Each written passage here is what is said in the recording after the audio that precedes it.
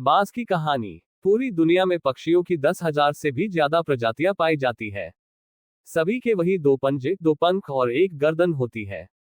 लेकिन इन्हीं में से एक ऐसा पक्षी है जिसकी एक अलग ही पहचान है, जो आसमान का सीना चीर के हजारों मीटर ऊपर 120 किलोमीटर प्रति घंटा की रफ्तार से उड़ता है, जो खुद के कई गुना अधिक वजन के शिकार को भी अपने पंजों पे दबोचकर उड़ जाता है, और इसीलिए उसे पक्षियों का राजा कहा जाता है, जिसे हम बाज के नाम से जानते हैं। और एक बाज इतना ऊंचा मुकाम हासिल करता है अपनी ट्रेनिंग और अपनी पुनर्जन्म की वजह से।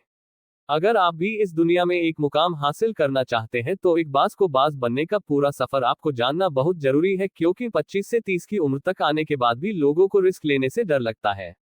लेकिन एक बाज की जीवन की शुरुआत ही रिस्क से होती है। जिस उम्र में बाकी पक्षियों के बच्चे सिर्फ चींची करना सीखते हैं, उस उम्र में एक मादा बाज अपने बच्चों को पंजों में दबोचकर हजारों मीटर आसमान की ऊंचाइयों में उड़ जाती है, उसे ये बताने के लिए कि तेरा जन्म आसमान का सीना चीर के सबसे ऊपर उड़ने के लिए हुआ है, तेरा जन्म पंछियों का बादशाह बनने के लिए हुआ है।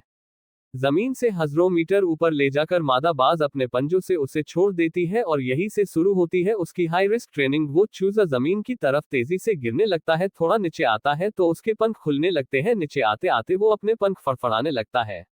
लेकिन वो अभी तक उड़ना नहीं सीखा है, वो जमीन से कुछ ही ऊपर होता है। ऐसा लगता है कि कुछ ही सेकंड में उसका जीवन समाप्त हो जाएगा, लेकिन अचानक एक पंजा उसे अपने गिरफ्त में लेता है और वापस आसमान में उड़ जाता है। वो पंजा होता है उसकी माँ का, जो उसके पीछे उड़ रही थी। उसकी ये ट्रेनिंग तब तक चलती रहती है जब तक वो उड़ना नहीं सीख जाता है। इतनी हाई रिस्क ट्रेनिंग होने के बाद इस दुनिया को एक बाज मिलता है। बारिश के वक्त जब सारे पक्षी आश्रय की तलाश करते हैं, तब यही बाज उसी बारिश में आसमान को चीरते हुए ऊपर निकल जाता है और बादल से कहता है, तू बरस ले, कितना बरसेगा, और फिर नीचे आकर चैलेंज करता है।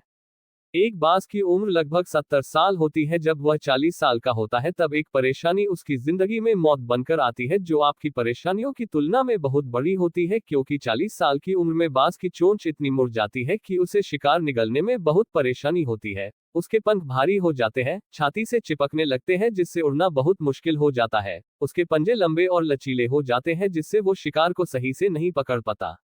अब उस बाज के पास सिर्फ 3 रास्ते होते हैं। 1. वो अपने शरीर त्याग सकता है। 2. गिद्ध की तरह छोड़े हुए भोजन पे निर्भर हो जाए।